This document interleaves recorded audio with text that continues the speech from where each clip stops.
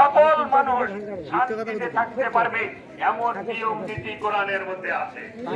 আসুন নবীর রাষ্ট্র ব্যবস্থা, সাহাবায়ে কেরামের রাষ্ট্র ব্যবস্থা আমরা বাংলাদেশে ফিরে আনতে চাই। এই আইন ফিরে আনলে অসহায় হতদরিদ্র মানুষের অধিকার প্রতিষ্ঠিত হবে।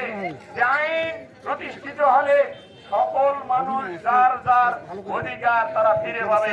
তাই আমরা আজকের এই সংক্ষিপ্ত সমাবেশ থেকে আপনাদেরকে এই 8 প্রক্রিয়াবাসীকে জানাতে চাই, ভাই আসুন আমরা কোরআনের আইন বাস্তবায়ন করি। আমাদের দাবি আল্লাহর আইন এবং সৎ লোকের শাসন। ভাই আল্লাহর আইন তো ঠিকই আছে, তো আপনারা প্রশ্ন করতে পারেন জামাতের লোকেরা কি সব? ভাই আমাদের 2 জন মন্ত্রী ছিল, 19 জন এমপি ছিল, 2 জন মন্ত্রীর বিরুদ্ধে হাসিনাও দুর্নীতির মামলা করতে পারে নাই। ফখরুদ্দিন মঈনুদ্দিনরা তাদেরকে পুরস্কৃত করেছে। সুতরাং আমরা দুর্নীতি করি না, চাঁদাবাজি করি না।